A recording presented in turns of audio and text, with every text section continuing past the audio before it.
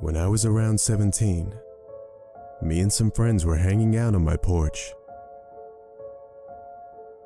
I don't exactly remember how we started, but we were talking about paranormal and abnormal things. There were some good stories, but there was one story that stuck with us. A story from a guy we knew named Philly, who was slowly creeping towards my porch from his. I could tell in his eyes, he had something he wanted to share. Philly had the ego of a titan, and usually a mouth to match, always trying to appear as a tough guy. He was usually rather annoying because of this. But when he told this story, his voice cracked as if he was holding back tears, masking his fear with a deep voice of strength. His hands were shaking while he spoke, blaming his tremble upon the cold. But he was sweating bullets. This was all the more convincing that whatever he experienced scared the living hell out of him. To have a guy like Philly resemble a frightened child, that wasn't something you saw often. He told us a story from when he was our age. He and his friends were out driving toward a hangout spot. This new Wu-Tang Clan album had just come out, and they wanted to hotbox while enjoying it. There was a spot they had gone to a couple times with no trouble from police or locals. It was a dark woodsy area with plenty of thick trees around for cover, far enough from any main road that you and some friends could throw a party. They pulled up to the woods and parked where they normally did. It was a perfect grassy circle with trees all around it. They were already comfortable with the area, so they hadn't a care in the world. The lighters were out, and they pressed play. They were a few tracks in, and everything was chill. That is, until Philly's friend next to him said he saw a shadow run by his window. Everyone was laughing, telling him to shut up, assuming that he was joking. His friend then exclaimed that he was serious. The driver turned the music down to a soft volume. The other guy's smiles turned to faces of concern, all of them constantly looking out of the windows. After looking around for a couple of minutes, they figured it was nothing, chalking it up to be a deer or a skunk. They turned the volume back up and continued enjoying their night. That became impossible after what happened next. They were all carefree until the car shut off completely. The music and all of the lights were off instantly. They all looked confused, as the mood was killed. Then the locks all went down at the same time, by themselves.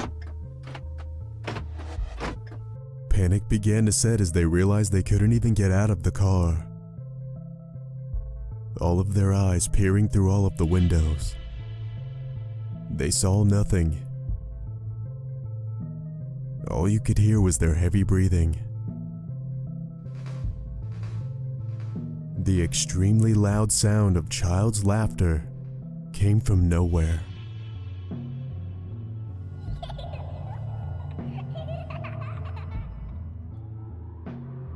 Right after the laugh, The car and the headlights turned on. The lights revealed a small boy in front of the car. The boy had black hair, with a bowl haircut, and extremely pale white skin. He had on old dark overalls, with a ragged shirt underneath. They looked as if they were from the early 1900s. He smelled of death, and his hands were riddled with dirt.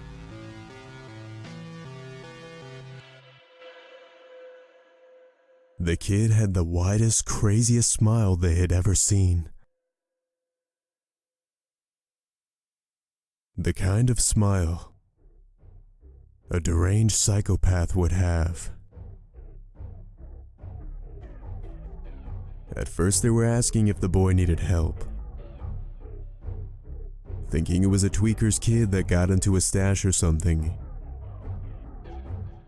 Suddenly the boy ran towards the car, slamming both hands onto the hood. All the guys in the car started to scream in terror. The child hit it with such force that it slightly moved the car back. The driver kept slamming the gas pedal with no luck. Everyone yelling to move. Even with all their yelling, the boys' laughter echoed over their voices. By some stroke of luck, the engine finally started. They all looked up at the front windshield to see nothing. The boy was gone. There were only 2 large dents on the hood, where he slammed his fists. They slowly peered back into the windows, scanning the area. Everything was quiet. Everyone had the most intense look in their eyes. One of them said to get the hell out of there, while the driver was already slamming the gas pedal. They were all in shock as the car engine revved, but they didn't move an inch. Everyone in the car was focused on the driver, yelling to hurry and move. But he yelled back that it wouldn't budge. Philly told me how his heart was beating harder and harder. But something inside, for some reason, told him to turn around. When Philly slowly looked at the back windshield, he let out a scream. The others followed, all their breath taken away in fear, as they saw the pale boy, smiling and laughing, standing behind the car in front of the tree line. I remember him describing the red brake lights dimly lighting his smile. The boy was laughing, but the tone grew deeper and deeper, growing more intense and maniacal by the second, until it turned into a bloody demonic war cry. The driver was in complete shock, but he laid his foot flat on the gas. The engine was giving everything it had, but the vehicle didn't move an inch. The boy leaped onto the back bumper of the car like an animal. It felt like another car rear-ended them when he did. The boy's face turned to a grin, showing all of his sharpened teeth. The boy began to jump on the back bumper while holding on to the trunk. It felt like a gorilla was bouncing the car up and down. His laughter was so menacing and devilish. He violently shook his head, while black slime spilled off of his mouth. Every single one of them being tossed around in the car while screaming. The boy seemed to be toying with them, as he jumped off after a bit. As soon as he jumped off, the car started to move. They zoomed out of the woods, not looking back, except Philly. He turned to see the boy laughing, standing perfectly still. There was a mist behind him, with a red tone of light. Within the mist, behind the boy, stood some kind of large creature.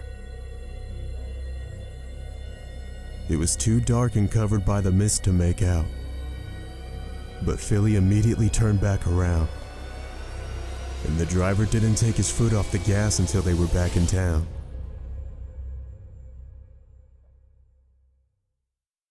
They never went back to those woods again. The thing Philly said stuck with him the most was the boy's face. His face and laughter was so terrifying. Some nights, the large dark figure behind the boy would haunt his dreams. He would constantly check his backyard, thinking he saw the boy in the windows. After he told us this creepy story, he slowly walked into the night, vanishing into the dark shadows of the buildings on the block. That wasn't only the most honest I'd ever seen Philly, but that was also the last. I still wonder what made him want to share that story with us that night. But I never forgot.